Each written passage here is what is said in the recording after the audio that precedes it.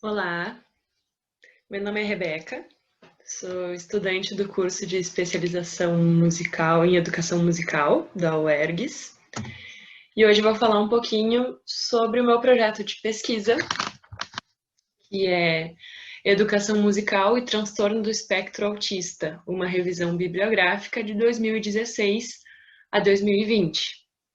E por que esse período, né?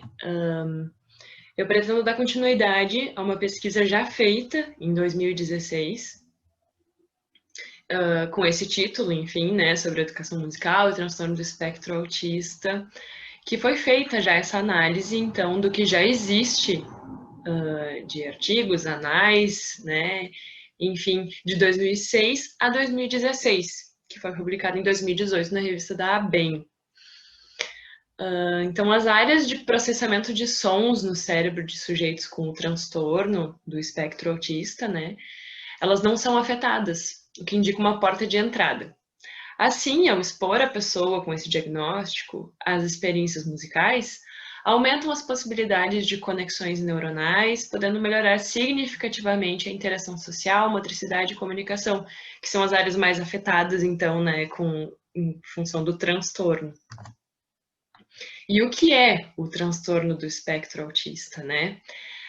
Vou me basear, então, no Manual Diagnóstico e Estatístico de Transtornos Mentais, que é o DSM-5, que ele divide em níveis de apoio, né? O nível 3 exigindo muito apoio substancial, o nível 2 exigindo apoio, e o nível 1 exigindo menos apoio, então, né?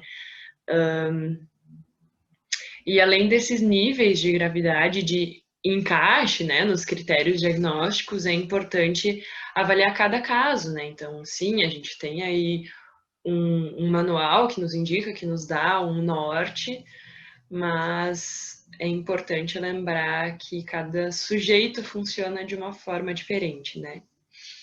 Acho legal também colocar o porquê do espectro, né? Transtorno do espectro autista, não é só autismo, é transtorno do espectro autista. E por que o espectro, né? É porque ele engloba vários outros transtornos. Antigamente era muito difícil de se fazer o diagnóstico, então existia esquizofrenia, demência precoce, enfim, alguns outros termos que se usava.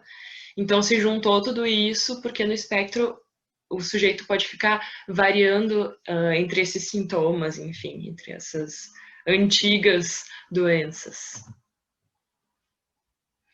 Então, o meu objetivo geral é verificar quais são as publicações sobre autismo dentro de revistas, anais, encontros de educação musical entre 2016 e 2020, que é o período 2016, é até onde já foi feita a pesquisa, né? Então, a minha ideia é continuar e categorizar isso aí, né?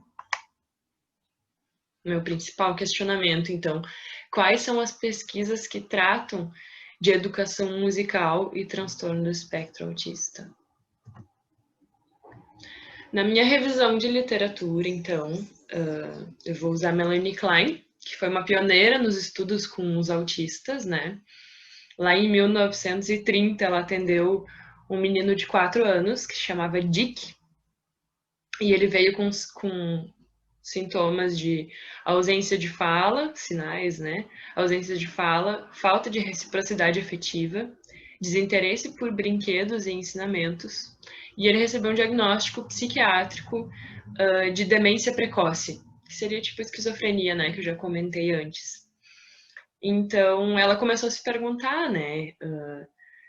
Esses sinais que ele apresentava, não eram sinais de demência precoce, né? Então, o que era isso que essa criança estava apresentando? Então, ela que começou a ir atrás, né? Antigamente, a psiquiatria não investia muito nas crianças pequenas, assim, né? Passava a ser um ser humano depois lá dos 3, 4 anos. Então, ela que começou a investigar um pouquinho mais sobre isso na infância. E o Winnicott também, ele começou a estudar muito sobre o desenvolvimento dos bebês, né? Ele era um médico, pediatra, que percebia que bebês muito pequenos, às vezes de 2 semanas, já estavam apresentando alguns sinais diferentes do normal, né? E por que isso? Então, ele que começou a dar mais atenção para essa primeira infância, para esse bebê. Então, ele fala muito do holding, né? Que é esse olhar da mãe, oferece o seio quando o bebê chora, quando o bebê precisa de estar ali sempre cuidando, né? Olhando para esse bebê. E ele traz que algumas coisas de como acontece, por que uma criança desenvolve o transtorno do espectro autista, né? Como ocorre o autismo. Então, segundo o Winnicott, o ódio inconsciente da mãe pelo bebê, recoberto por mecanismos de defesa, uma incapacidade da mãe para um envolvimento total com o bebê, nem que seja por um pequeno período de tempo, e uma loucura instalada na mãe que irrompe inesperadamente na vida do bebê. Então, são essas 3 coisinhas que podem ocasionar o autismo, né? Claro, cada ser humano funciona de uma forma diferente, enfim, então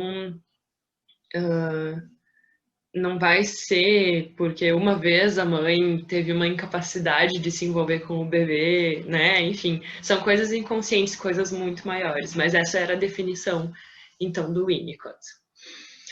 E no Brasil, a lei número 12.764 de 2012, que orienta que pessoas com UTEA não são consideradas pessoas com deficiência, e isso garantiu, então, suportes legais específicos para que esses sujeitos, como, por exemplo, a garantia de inclusão escolar e profissional, né, que é super importante, porque eles não conseguem, muitas vezes, se encaixar numa sala de aula com pessoas que não têm o transtorno, né? Então, como é importante que eles consigam ter essa lei do lado deles, né? Para que tenham um acompanhamento específico, para que consigam ter atividades, porque eles conseguem desenvolver, né? Que muitas vezes não é menos do que os outros, às vezes é mais até. Então, educação musical e a inclusão. O que é? Né? São trabalhos que juntam pessoas com e sem deficiências no ambiente educacional musical de forma consciente e direcionada pedagogicamente para que todos aprendam. Então, aí que está a importância, né, de ter atividades direcionadas para pessoas com e sem deficiência. Segundo a Louro, isso, né? Então, a educação musical e o TEA. A Pandesa e a Dalla Brida fizeram uma pesquisa em 2018 que trazem que educadores musicais não têm preparo suficiente na licenciatura para atender esse público, né? Elas perceberam que os professores procuram formações extras quando chega algum aluno de inclusão, principalmente com transtorno do espectro autista. Então, como é que eu vou realizar o meu trabalho? Né? A ideia é fazer essa pesquisa bibliográfica, então, nesses anais e artigos já existentes, e fazer uma análise de conteúdo conforme a Minaio, né? Que é o quê? Que é uma escolha de documentos usando as palavras-chave ali que eu coloquei, então, autismo, transtorno do espectro autista, dentro dessas revistas e anais sobre educação musical. A segunda parte é fazer uma exploração e classificação desses materiais, então, né? E a terceira é fazer o tratamento e interpretação dos resultados, que vai ser a conclusão e o resultado, então, da minha pesquisa, né?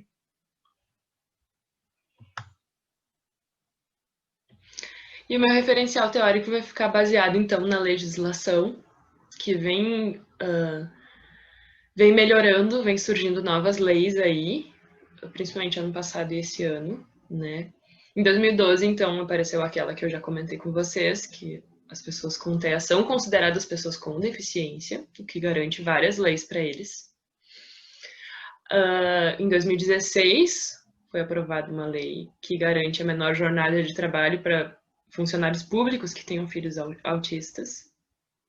Em 2019, surgiu a lei que inclui dados específicos sobre o autismo no censo do IBGE, o que vai melhorar aí, né, provavelmente, para que a gente tenha noção da quantidade de pessoas com esse diagnóstico no nosso gigante Brasil, né? E em 2020, este ano, surgiu a lei que altera a de 2012. Ela inclui a Política Nacional de Proteção dos Direitos da Pessoa com o Transtorno do Espectro Autista. De acordo com essa nova lei, a carteira de identificação da pessoa com o transtorno do espectro autista deve assegurar aos portadores atenção integral, pronto atendimento e prioridade no atendimento e no acesso aos serviços públicos e privados, em especial nas áreas da saúde, educação e assistência social. Então, eles vão ter uma carteirinha agora que vai identificar eles para que eles tenham preferência, né? Porque o autismo normalmente não aparece no físico, né? Não é uma deficiência física. A quantidade de crianças com TEA nas escolas, segundo o INEP, em 2017 era de 77.102 crianças e adolescentes. E em 2018 esse número subiu para 105.842. Então, subiu muito, teve um aumento de 37,27%. Então, a gente pode se perguntar se esses diagnósticos estão sendo feitos melhores ou está surgindo mais crianças com transtorno do espectro autista, né? Então, aí algumas referências. E é isto. Muito obrigada.